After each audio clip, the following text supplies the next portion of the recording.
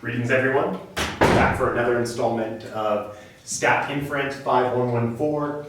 Thank you very much for getting all your assignments in to me. We will review those soon. I'm not prepared to do that today. I want to keep on the conversation where we're just talking about some of the properties of these estimators. Next part of the class is going to confront an algorithm for computing maximums. So if you're doing something like Bayes or working with a likelihood function, you might be inclined to maximize that thing. Of course, with Bayes, it treats everything as an actual distribution, and there's a lot of choices you can make.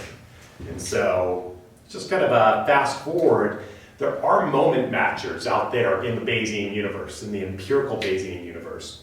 I don't cover that stuff in this class. And I usually reserve a lot of the conversation for Bayes for the Bayes class, but I'll at least hint at things that are important.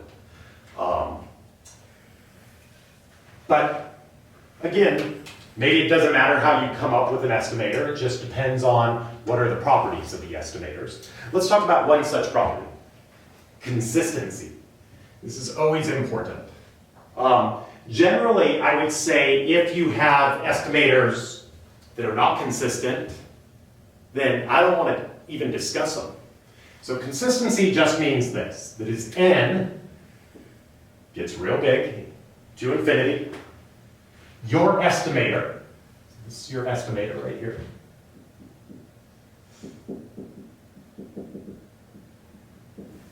doesn't matter how you came up with that estimator, but if it's consistent, it goes to the true parameter.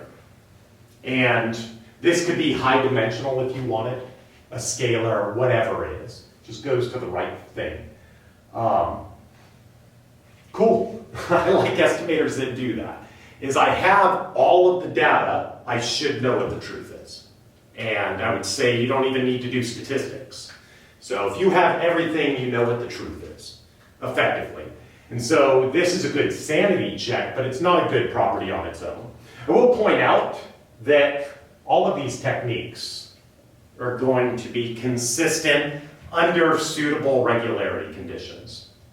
So MLEs, I will say they're consistent. So let's just say this. MLEs are consistent, but there are a set of regularity conditions, i.e., can't be too jagged of a function. So there are ways of constructing likelihood functions out of things like splines. A lot of different techniques out there. And if you don't check, you could fail the consistency check. But basically, if I took a function and I tried to wiggle it infinitely fast, it's going to have problems. And so basically, we need some smoothness conditions in here. And I'm not going to go through all of the conditions on this, but I'll tell you who it's attributed to. So MLEs, maximum likelihood estimators,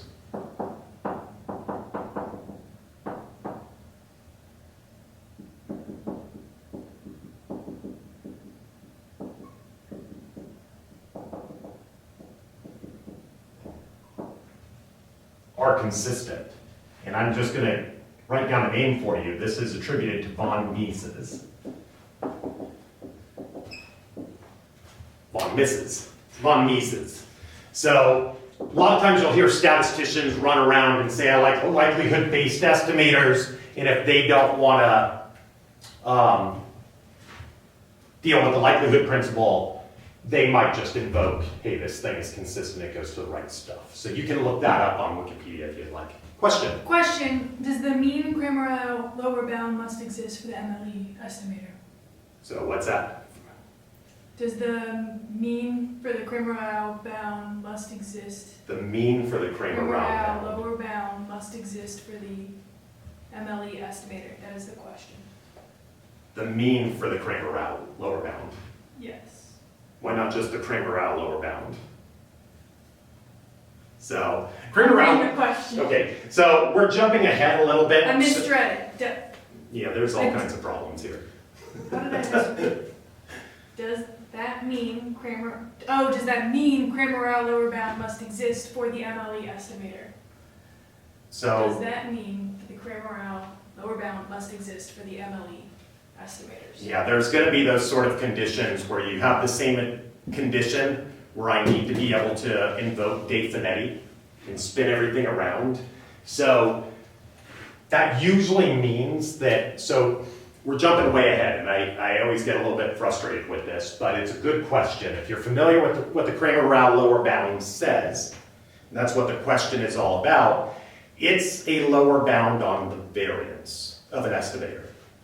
So does it need to exist for the, you could construct examples where the maximum likelihood estimator exists, it's consistent, it lives on a boundary of a space, and the Kramer-Rao lower bound isn't going to apply.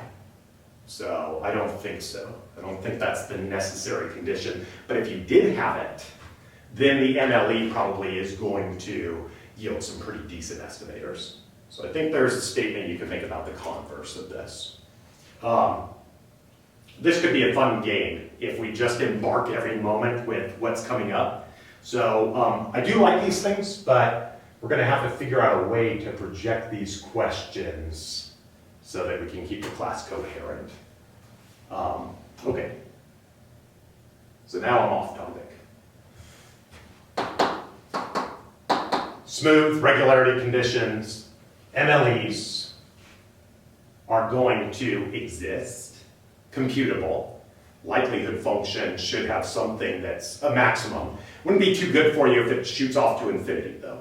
And so that's where the question is really coming from. That if you have these sort of problems on the boundary of the space, and Kramer-Rao will detect that, then these might not be great estimators in the first place. We know MLEs on their own aren't necessarily good estimators when everything is pushed on the boundary of the space from examples already. So when we look at the binomial example, and we're trying to use the MLE when P is small, it's not a great estimator when N and P are relatively small.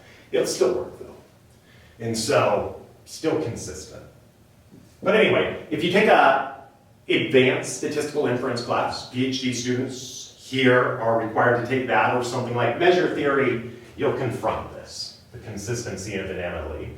In our textbook, it merely states it. It just says this is a result attributed to von Mises, and it talks about some of the regularity conditions.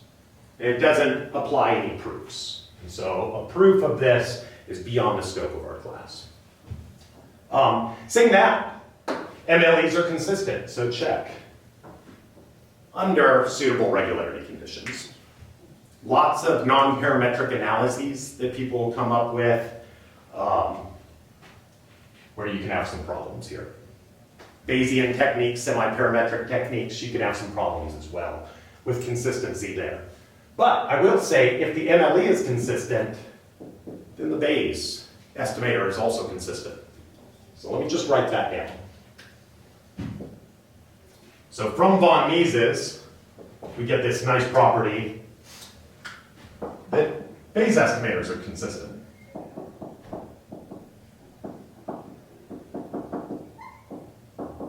I haven't formally defined what this is. I can't do it until I invoke what's called a loss function, but things like the mean, or the mode, or the median. So these estimators you might pluck out of a Bayesian distribution. The book uses this term early and they define it late. So we'll define it late as well, but under different functions, we get different estimators. We'll be more formal about this momentarily. Bayes estimators are consistent.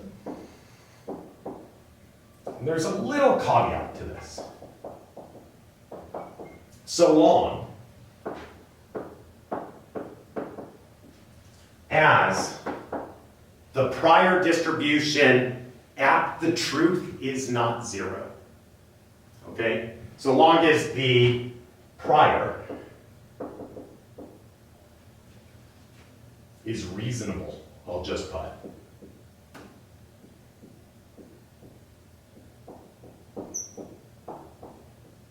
So let me put my definition of reasonable up here.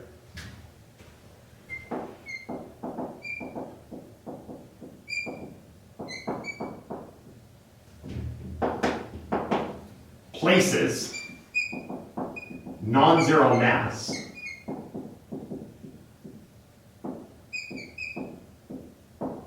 on the answer. Let me show you an unreasonable prior distribution. So let's say this is the true parameter. I'll put a star on it. So that's the truth. And let's say I have a prior distribution that looks like this. So it's placing mass. And then for whatever reason, we wanted to put zero mass on the truth. So the only difference here in the Bayes argument and the MLE is the prior distribution. So if I'm multiplying by something, and the likelihood it's getting peakier and peakier, so the likelihood distribution is the only thing that changes as a function of n here.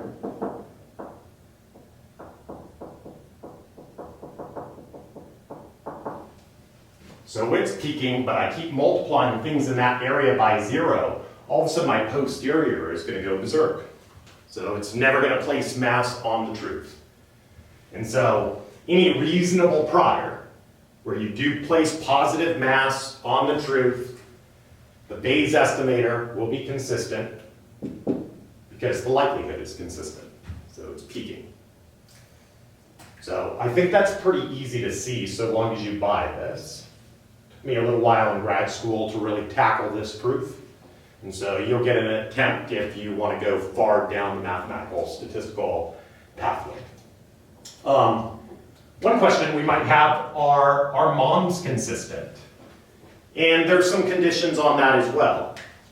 And so kind of it depends on how you set it up. So let's confront a couple examples. We'll try to answer this. So I would say in most cases, moms are consistent, so long as you don't do the obviously wrong thing. And I'll explain this through an example in a moment. But usually expectations, they're consistent.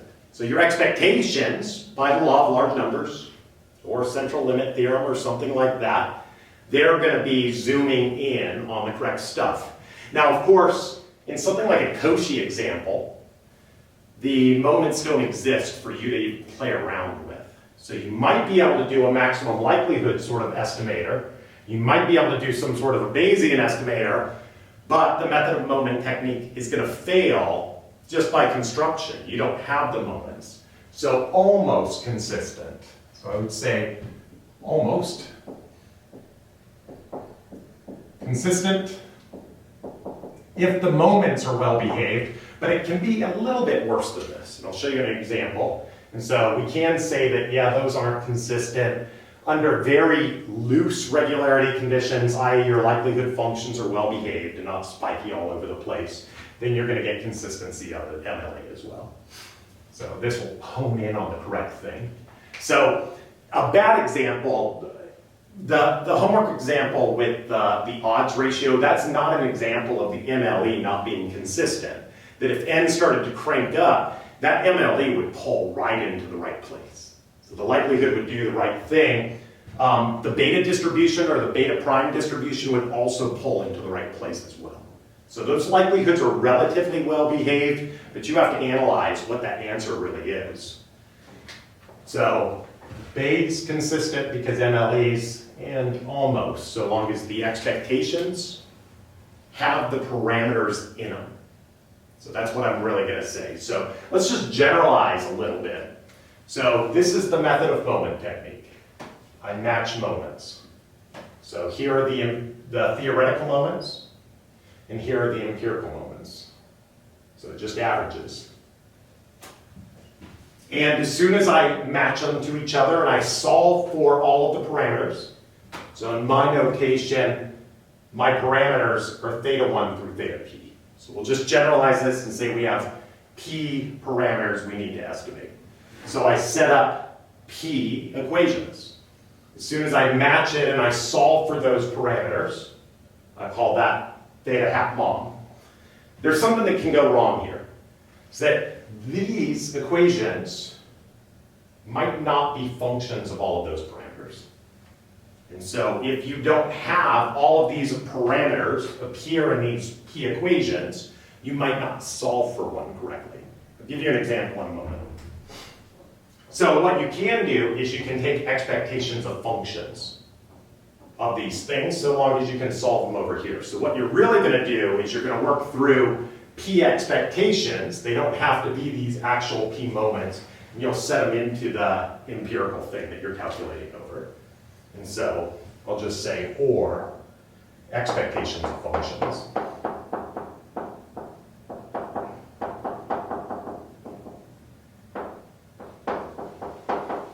We saw an example of this last time, where I took the expectation of s squared and I set that equal to the variance.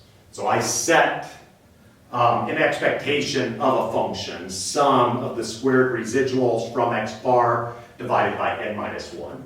And I knew theoretically what that thing was. So I did a direct match on that. That's also a method of moment estimator. MLEs, right here. So likelihood, obviously if that thing's going off to infinity, the likelihood, you might have some weird boundary effect, but that's still stacking a lot of mass over in a particular area. It's telling you something. And so likelihood-based calculations are just maximizing the likelihood. And so setting that equal to the maximum likelihood estimator. There's some stuff the book tells you to check. This is called the Hessian matrix. This is supposed to be a dense matrix of all of the second derivatives.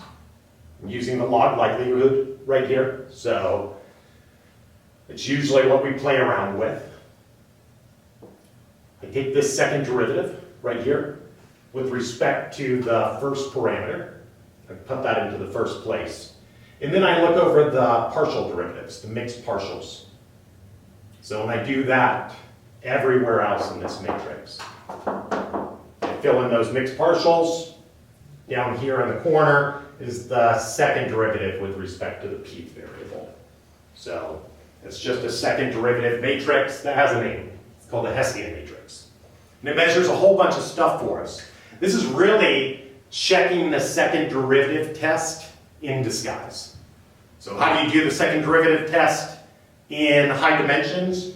You check to see that this thing right here inflects only in one direction. So when the shape of the object looks like a parabola, like this, those functions are positive definite. Okay? What that means is all the eigenvalues are positive. These functions that we play around with, log likelihoods, if you think about the normal, that looks like a parabola flipped upside down once I take the logarithm of it. And so those are negative definite functions, and we can check those by looking at their eigenvalues. And so this we're going to check to see if it has all negative eigenvalues.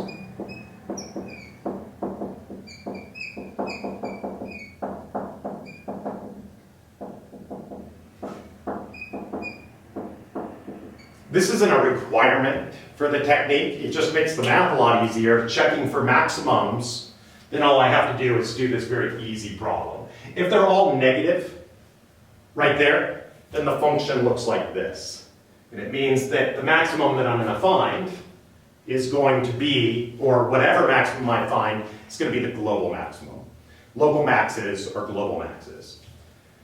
And so you want to check this. This is equivalent to the second derivative test that you learn in calculus. Basically the same sort of calculations as well. But you also want to check the boundaries of the space for your maximum. So all that stuff that we've already learned in calculus, they basically tell you in about a paragraph in the book. So, but this measures the curvature of the space. We'll be coming back around to this right here, because this is what you compute when you do the Kramer-Rao lower bound. So that Kramer-Rao lower bound thing, that thing that you're computing, has to do with the curvature of the space. And it's even more related to the variance of the space. So a lot of things get entangled right here. So remember this function, we'll be coming back around to it. It does relate to that question of Kramer-Rao. Bayes is just this equation, likelihood times prior, and the whole conversation sits right here on the prior distribution. I'd say almost the whole conversation. There's a lot of conversation about computing, because we're computing full distributions, so there's a lot more intensity to your computation quite often, but it's the properties that are induced by that prior. And we've played around with it a little bit, and you see that there are some freedoms, and it depends on what you want to do. What's your goal? So that's kind of at least generalizing our three different techniques. Any questions?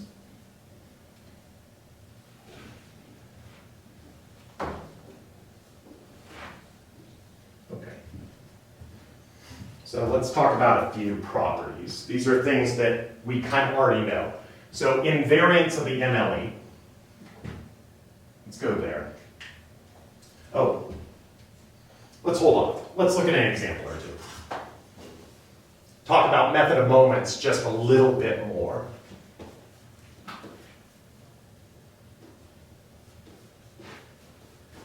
So let's look at an example.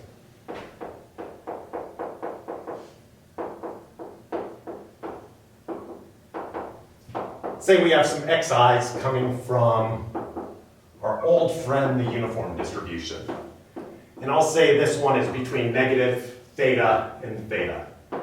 So all of these problems we've been playing around with look kind of the same when I'm dealing with the uniform and the parameters defining the boundary.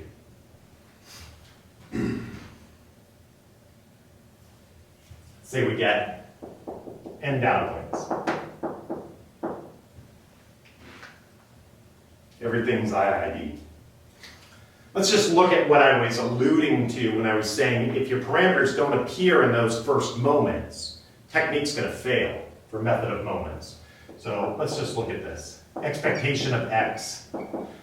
I think we can all do this.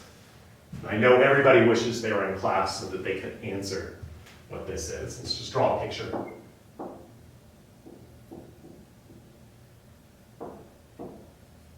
That's theta right here. This is 1 over 2 theta is that height. And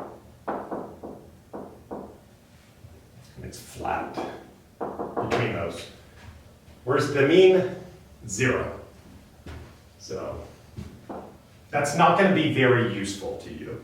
This is going to lead to an inconsistent estimator. You're never going to get the truth out of this. And so if I try to match this,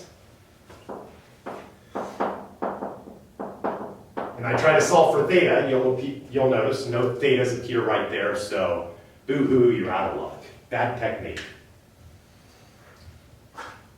So you can change what you're doing. So, for instance, maybe I'll do something like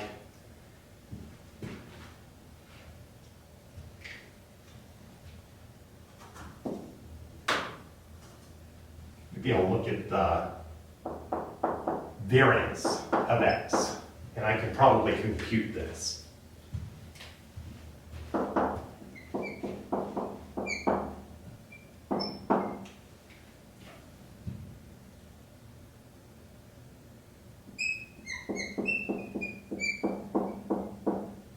already know what that is.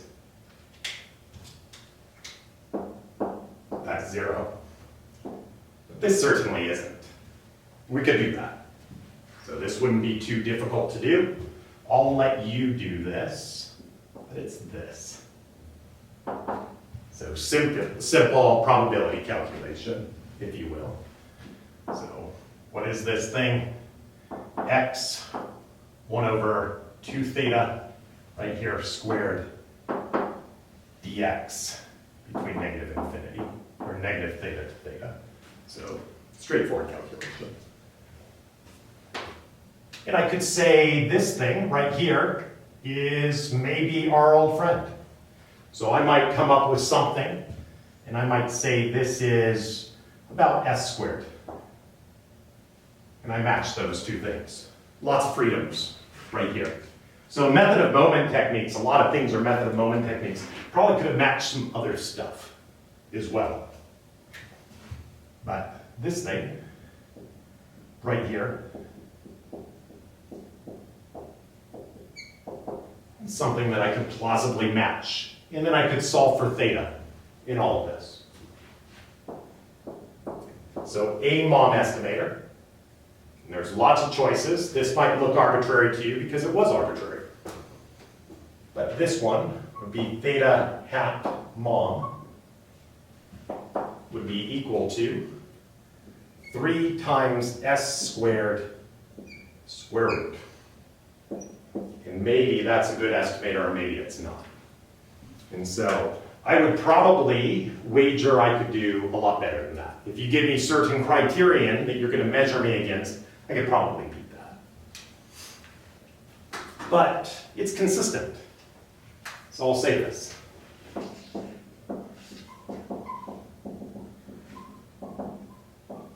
This will consistently, as n gets really big, and I use some other estimator that's maybe a little bit better, I bet I can't tell after a while. So as n gets big, this answer starts to close in on the truth. The question always is how fast do you hone in on the truth? How do we do maximum likelihood estimation? Well, you probably know that already. So you have to set up the likelihood function for this. So what's the likelihood function?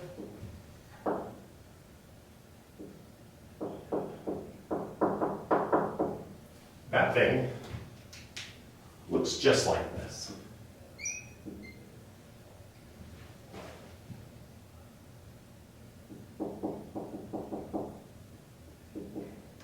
One over 2 theta. So, but I gotta be careful. I've gotta say that x1 is bigger than that, and xn is less than theta.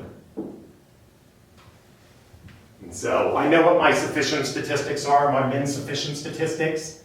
They're those. That's minimal sufficient.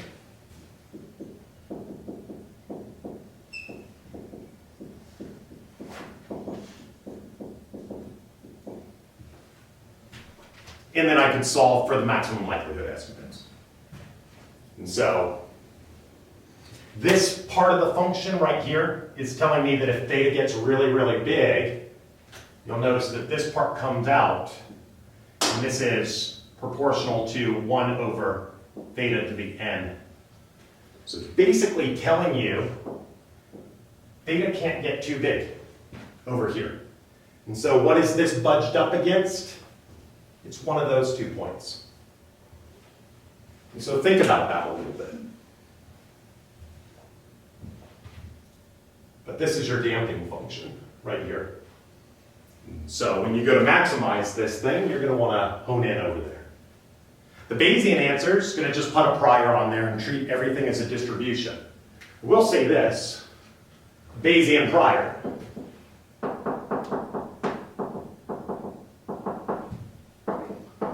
For this sort of analysis, if you're just wondering, we won't cover this in this class, it would look something like this.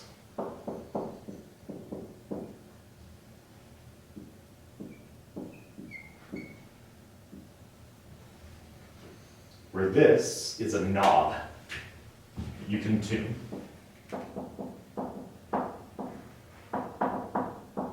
And I'll show you some problems a little bit later in this class where when you tune a knob like that, you can change the properties of your maybe Bayesian expectations. So say you wanted to work with the posterior mean, and I wanted to be closest in terms of mean squared error. Then I could choose an optimal parameter right there that could get me closest. If I wanted to optimize mean absolute error, then I might change that. If you said it's really important to me that I decrease the variance, but I also have an unbiased estimator at all times, then that might lead me to pick a different choice here. Again, this isn't a full-blown Bayesian class, but that's what a Bayesian will do. The Bayesian answers will be consistent. The maximum likelihood estimators will be consistent. And so long as you make a reasonable moment matching choice that has the parameters pop up in it, then the method of moments technique will also be consistent.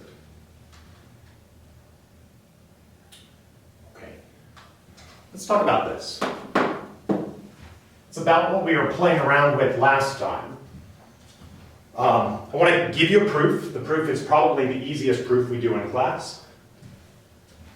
And then I want to show you the Bayesian analog where the map is not invariant. But I want to remind you that every time we say the word invariant, you have to ask the question, invariant to what? So this is telling me something doesn't change, but what did I do? And so this is about transformation invariance.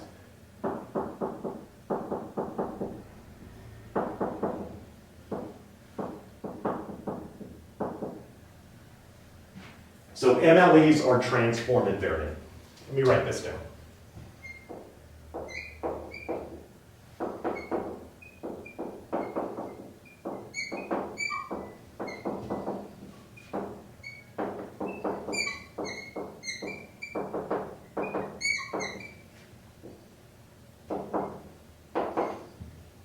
And I'll give you a proof of that in a second. Map estimators are not.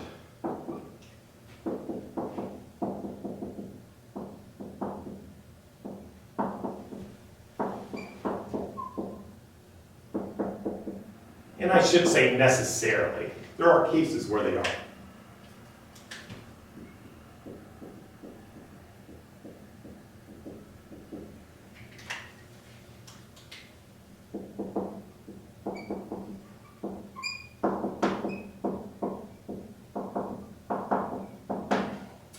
The mathematicians speak is they're not transform invariant because I can find cases that they're not. So that's the general statement. I kind of like it like a human being. They sometimes are. So we'll figure out when they are. But we saw this last time. And so MLEs, I came up with that answer that said for variance that I would look at the sum of the squared errors from the mean function and I'd divide by n. And if I wanted to estimate the precision parameter, I'd just invert that thing directly. And so, if I wanted to look at the standard deviation, I would end up just taking the square root of the original thing. And those would all be maximums under new parameterizations, but for the map estimator, we saw all those estimators changed in the denominator function, from n-1 to n+1, n+2, so we saw a whole bunch of different variations. And so, what this means is if theta hat, MLE, is the maximizer,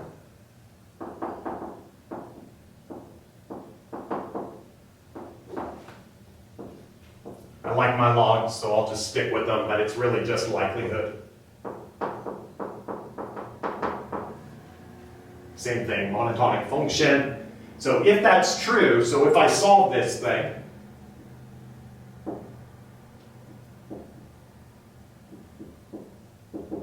that's the maximized point, and this function right here is just the likelihood. I didn't draw the log likelihood, you can tell because these tails are flexing out. If I took the log, it bent down. Maximum's at the exact same place. Then,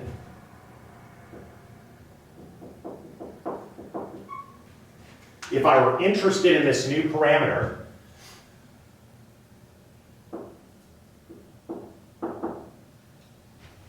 let me use the book's notation.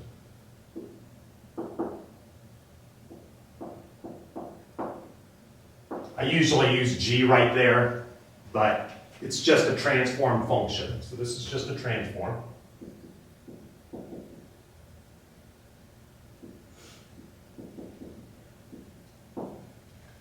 Then eta hat, MLE, is equal to tau theta hat MLE. So if I got the maximum out of that function, I want to transform, I just plug it straight into the transform, and bang. And that's how things work. I'll give you a proof of that in a moment, but that's not true over here. So let me just write down what I've said a couple times. So this is true for the MLE, sigma squared hat from our example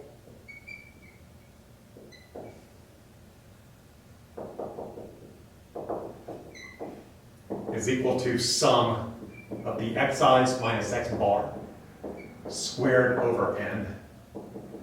Okay, so we did that calculation, but if I were interested in this parameter,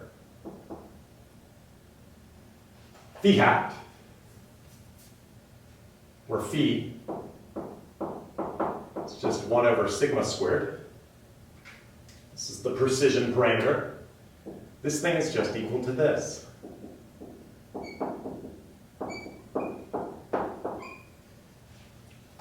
Just flip the estimator upside down. That's it. And sigma hat MLE. Let me write down MLE for all of these. It's just equal to this. Sum of the xi's minus x bar squared over n square root. So I just did the transform directly. That's true for MLEs. That is not true for maps. And so go back to the last lecture and you'll see that several times that while we always use the minimal sufficient statistic, sum of the xi's minus x bar squared, we penalized it differently. So the map just kind of moved around a little bit differently. So I'll remind you right here, before we go into a proof of this, that a posterior distribution is partially likelihood, but it's also partially a probability measure.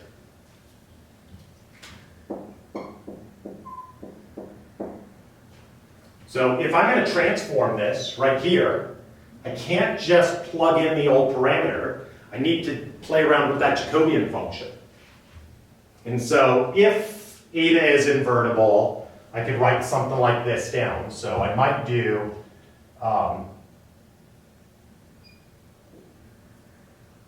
pi eta given x.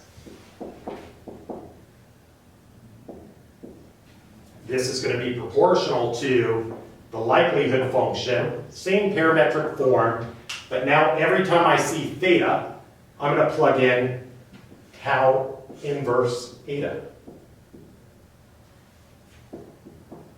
X. But I can't just do that here. If this was the transformation rule, then it would be invariant. But remember what we do right here. Because this is a random measure, is I need to multiply by this as well. And this thing can jerk the maximum around. And that's just a mathematical consequence of working with a measure. So while this is super convenient, if you're a test taker and somebody says, find me the maximum of theta, when you parameterize under theta and you compute it, and then they say, find me the maximum under this transformation, you just directly apply that transformation. Boom, you've done it. It's very nice in that setting, which as a professional statistician, I guess that's convenient, but you still had to do a maximization at some point during this problem. So for the map estimator, if this thing doesn't turn out to be a constant, i.e. that we're just really playing around with the shape right here, then I have to resolve that maximum. So I don't know of too many cases that bogs me down, because usually I pick a parameterization and I operate under it. So this is a neat mathematical fact, but I don't know if it actually makes life as a statistician any easier. So let's prove this.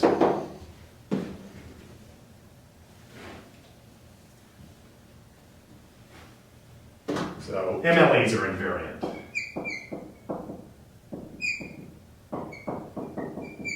Transform invariant, I'll say.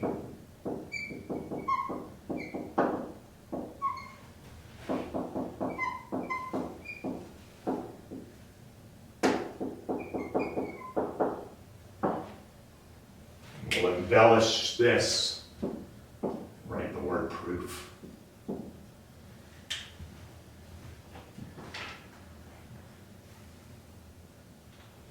Okay. I think we'll write down this proof and then conclude. Maybe I'll talk about a couple versions of this proof. There's two of them that appear in the book. They're all pretty similar. This is no matter what, I will say.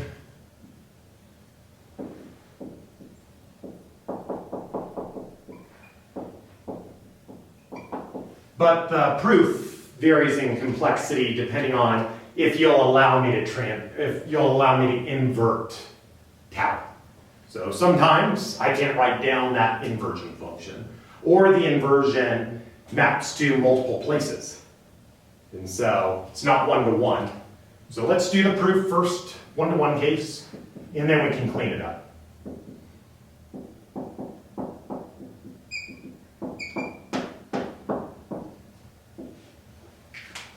Okay, so let's look at this. Maximum argmax over theta, likelihood of theta.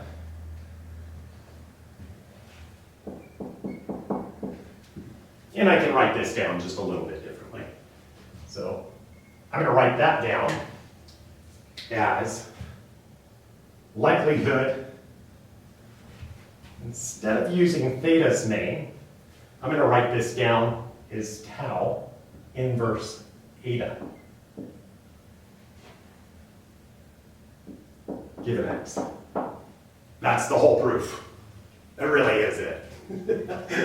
Okay, I want you to think about this right here. And so we can end up argmaxing this either over that or that, depending on which knob I want to turn.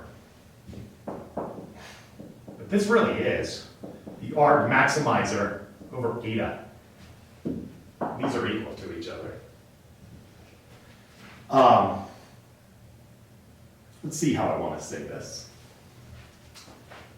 I can invert this thing, one-to-one case. So I can write down tau inverse exists. That's the whole point of saying one-to-one. So I can now invert that thing. And so let's just think about this. I can either take theta itself and move it around, and budge this thing around until I find a maximum. So that's all we're doing. This doesn't tell you how to find that maximum. It just tells you move around this parameter until you find the highest point. And we have algorithms that help us to do that. Or, instead of moving around theta, which I've called tau inverse eta, I could just turn eta and budge that thing around. When I budge eta, I budge theta, and vice versa. So how do I do it? Through that function. And so I might give this a quarter of a turn right here, and through tau inverse, it turns this thing a whole half turn.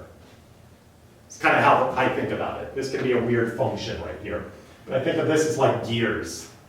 So I turn something over on this side, and it turns that at a different rate. And that's all that's happening. And so this thing right here is going to be just this theta hat here. And this thing is the correct thing right here where I can just turn whichever one I feel like turning. And say that's the whole thing. You can look at that proof, but it is a one-liner. It just sets an equivalency and it talks about it.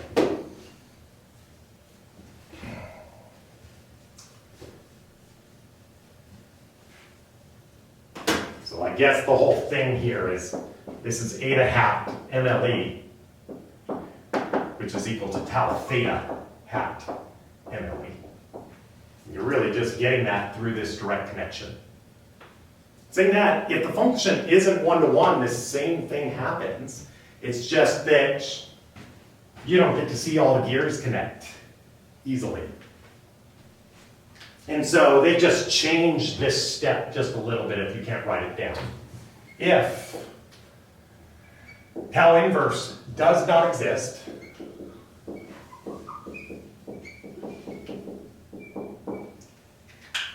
we just won't write it down. We don't write it.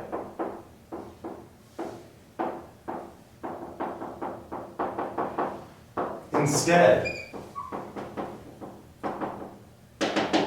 the proof looks a little bit differently.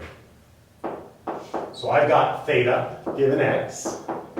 Presumably I can maximize that thing.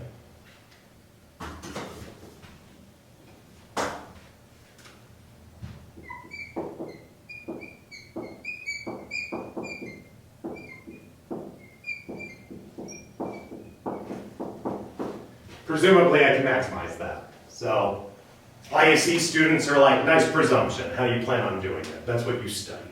So lots of different optimization problems. This could either be easy or it could be hard.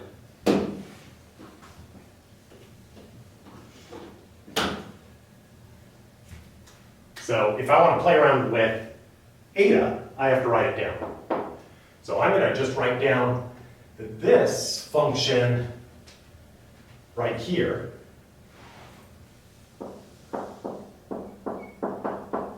I'm going to play around with the thetas just a little bit differently. And I'm going to say, I'm going to look at the thetas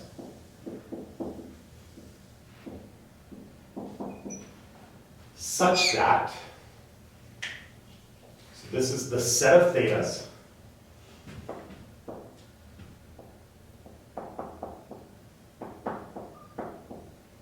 very similar notation we had in the factorization theorem. So, but this is the set of thetas such that something is true. And I'm going to write down tau theta is equal to eta. So I never needed to invert it to get the thetas. I'm just talking about the set of thetas that have this condition where tau theta is equal to eta. So instead of writing down inverse, like I did over here, this is if you give me the eta, I can map back and tell you which theta it is. This is possibly more than one theta right here. So I'm going to grab the thetas that maximize this, and then I'm going to do one more argmax. I'm going to argmax over eta itself. So I'm going to argmax over both of those. And this will conclude the proof. Those things are equal to each other. So it's the exact same thing. So I'll just argmax over the eta, get me the etas that make this thing big, and then I'll pick the theta out of that collection that makes it the biggest. Here's what that looks like if I can invert it. So if I can actually just invert the function, it just looks like that. So this is just set notation for that. That's in your book as well. But again, maximums, I can just, if I can get the mapping and figure out what those thetas are that made everything big, then I can map back and forth. And so the result is true no matter what. The result being that eta hat MLE is equal to tau theta hat MLE. That's always true. And for map estimators, that's not always true. Always. For MLEs. And for Bayes, it's not the case.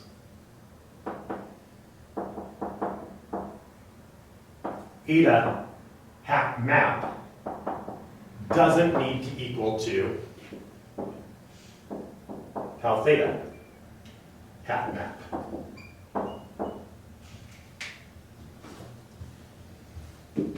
Let me just conclude with the condition.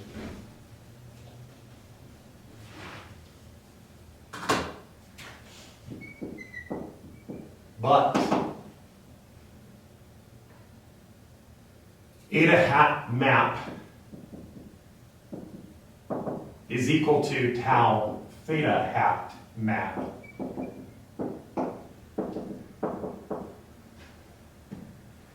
If D tau inverse eta d eta is equal to a constant.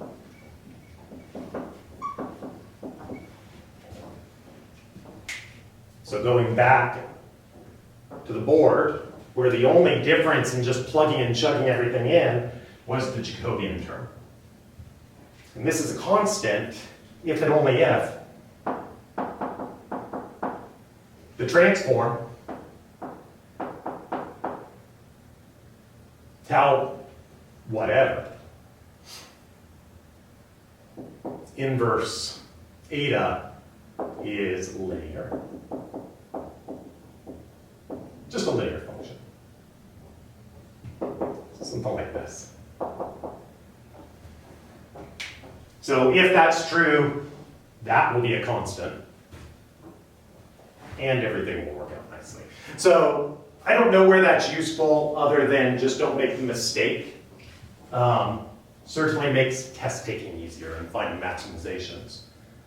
But MOMs, MLEs in Bayes tend to be consistent. Make stronger statements about maximum likelihood estimators in Bayes than you can about moment matching. Again, that's kind of a heuristic procedure. Okay, we've done all this and we're going to continue to keep venturing down the book. I've posted several Chapter 7 problems. So Chapter 7 problems are out, homework out. So practice that stuff. I won't be collecting it from you, but I would like to do a review session over the whole thing. I'm aware now that on Monday and Friday, Monday and Wednesday, several first-year students aren't able to make the review session and do this live. So I think what we'll do is we'll do Wednesday live review session and Friday live review session. And so I was kind of thinking of taking Friday off, but I think because that's when first-year statistics students can meet with me, that's pretty much the only option at this point. So I think we're not going to do live review session for more than maybe 5 minutes today. I'd like to touch base if you want to say hi, and we will continue with those on Wednesdays and Fridays to try to accommodate everybody. That's it for now.